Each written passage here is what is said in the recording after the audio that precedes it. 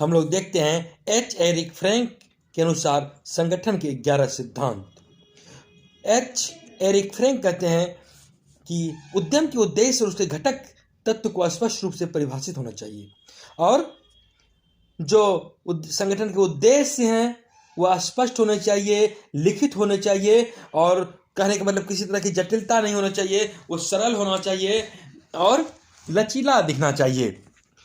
किसी पदाधिकारी को नियत उत्तरदायित्व एकल प्रमुख कार्य के निष्पादन के लिए यथासंभव सीमित होना चाहिए। उसका उत्तरदायित्व एक ही कार्य के लिए सीमित करके देखना चाहिए और सबसे अधिक कुशल और आर्थिक कार्य प्राप्त करने के लिए उद्देश्यों की एकरूपता के आधार पर संगठन की इकाइयां नियत की जानी चाहिए।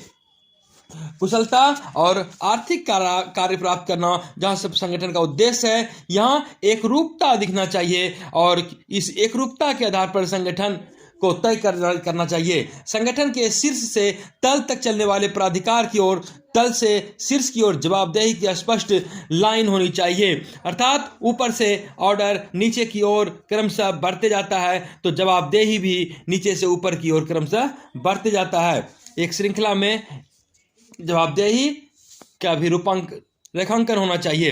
प्रत्येक प्राधिकारी को उत्तरदायित्व और प्राधिकार लिखित रूप में स्पष्ट और परिभाषित होनी चाहिए। हर लेवल पर अलग अलग प्राधिकारी होते हैं, उसके उत्तरदायित्व क्या है यह स्पष्ट रूप में लिखित होनी चाहिए, परिभाषित होनी चाहिए। इसमें किसी भी प्रकार की जटिलता या संदेह वाली कोई बात नहीं होनी चाहिए और सारे अधिकार किसके क्या अधिकार है यह लिखित भी होनी चाहिए और तदनुरूपी प्राधिकार से जवाबदेही जोड़ी जानी चाहिए। जिसका जितना बड़ा अधिकार प्राधिकार है उसका जवाबदेही भी उतना ही बड़ा, उतनी ही बड़ी जिम्मेदारी भी होनी चाहिए।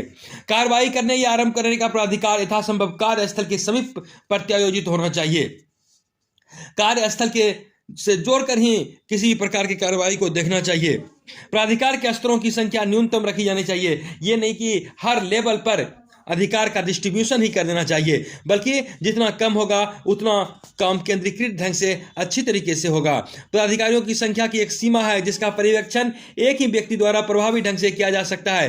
पदाधिकारी चूंकि कम संख्या में रहते हैं और वे पर्यवेक्षण एक निश्चित क्षेत्र में ही कर सकते हैं, निश्चित व्यक्ति तक ही कर सकते हैं और उनका पर्यवेक्षण प्रभावी हो, इसके लिए आवश्यक है कि एक ही व्यक्ति द्वारा प्रभावी ढंग से वहां पर निरीक्षण किया जाए, पर्यवेक्षण किया जाए। अगर एक ही कार्य है तो वहां पर 5 पदाधिकारी को पर्यवेक्षण नहीं करना चाहिए, उसका कोई तुक नहीं है। संगठन में प्रत्येक व्यक्ति केवल एक ही व्यक्ति को रिपोर्ट करे। हर एक कर्मचारी, हर एक पदाधिकारी अगर अपने से सिर्फ ऊपर के लोगों को रिपोर्ट करे तो कार्य निष्पादन सरलता होगी, अनावश्यक समय की बर्बादी नहीं होगी और सुरुचि ढंग से कार्य भी हो जाएगा।